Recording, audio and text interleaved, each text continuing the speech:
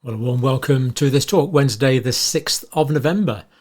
And we are not a political channel, but we can't help noticing what a massive influence political factors do have on health and well-being. So, congratulations, Mr. Donald Trump, 47th President of the United States, and commiserations, of course, to Kamala Harris, who's lost.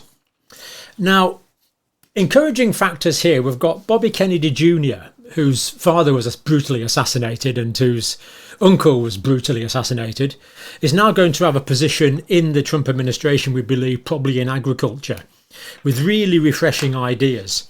And this is a real opportunity to get back to data-driven healthcare decisions by promoting the transparency, getting all the data out there. We're not short of statisticians. We're not short of clever people to analyse the data.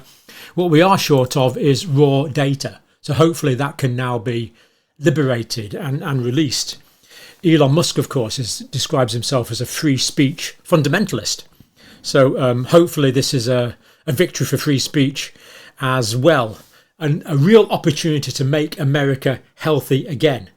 And hopefully the whole world can learn from America as America becomes healthier, as I now believe it will. If these changes are implemented, I really believe it will become healthier. And the whole world can learn from that.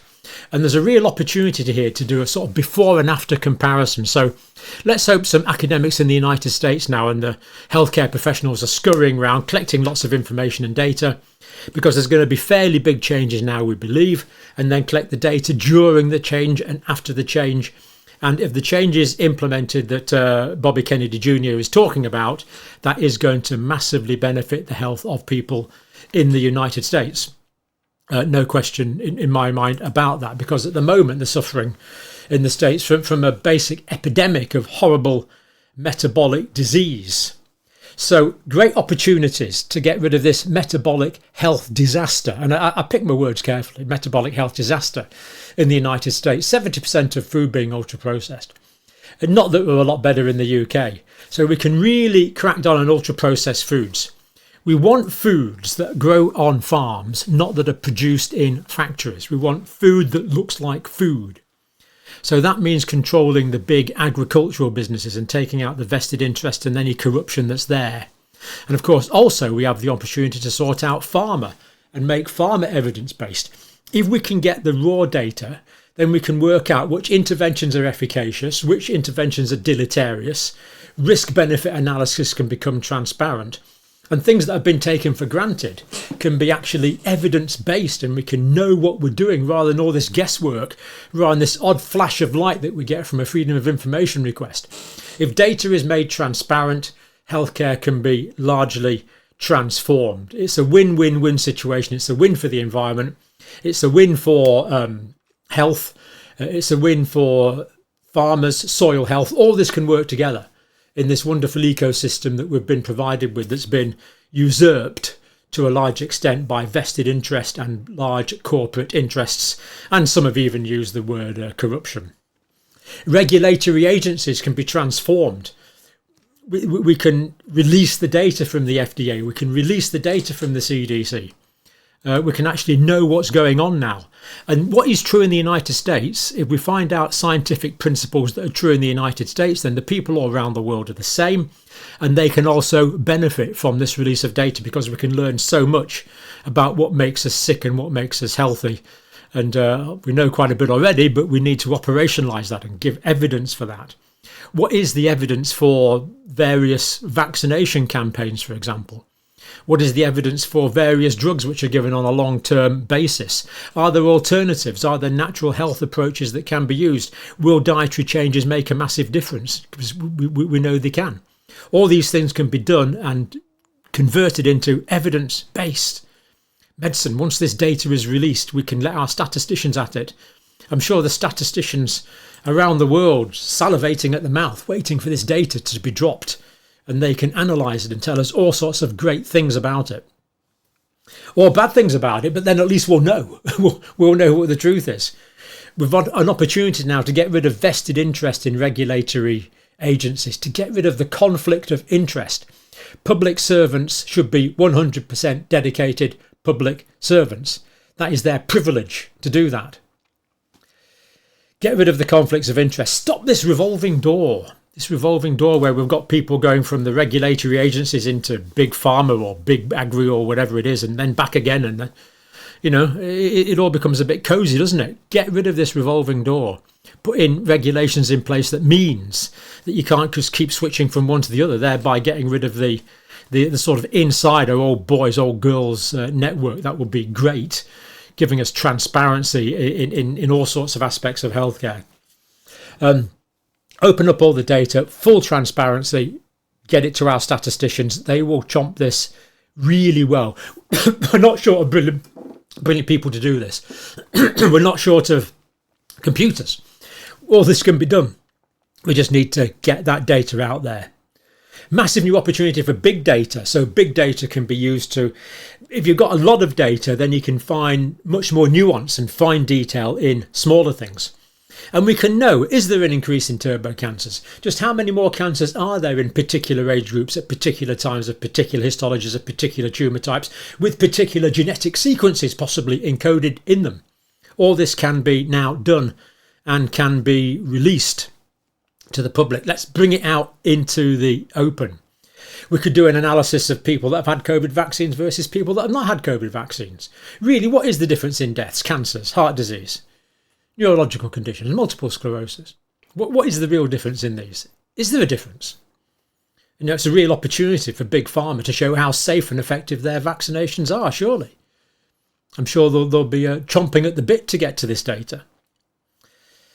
We can limit big food, we can improve animal welfare, we can get rid of the massive ecologically disastrous monocropping and the poor animal welfare that blights the United States agriculture.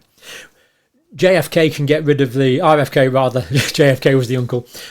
RFK can pass regulations to get the chemicals out of the food, get rid of the pesticides, get rid of the herbicides. Yes, we might need some in certain circumstances, but we don't want to be eating them every day. What pesticide would you like for breakfast? Would you like a herbicide or an insecticide for lunch? I mean, this is terrible. The contamination in American food's appalling. We're still bad in the UK, don't get me wrong, but America's particularly bad. And as America improves, we collect the data, then the whole world can learn from that. This is a massive opportunity. We can promote small farms, promote agriculture, promote soil, promote regenerative agriculture, not exploitative agriculture that just maintains the land by putting more and more chemicals on it, more and more nitrogen fertilizers. We looked at the other day, that produces more and more nitrous oxide, which stays in the atmosphere for 114 years and is a 300 times stronger greenhouse gas than carbon dioxide.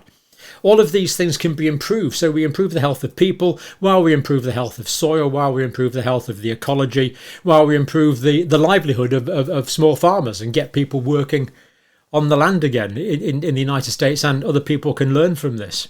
Getting rid of the vested interests out of big food. Robert Kennedy said he'll immediately, for example, improve the food in schools. Why wouldn't you want to improve the food that goes to school children? Our next generation. Promote real food. If there's if there's particular nutrient deficiencies like iodine or magnesium due to over agricultural production or zinc, then these can be supplemented until the soils are regenerated.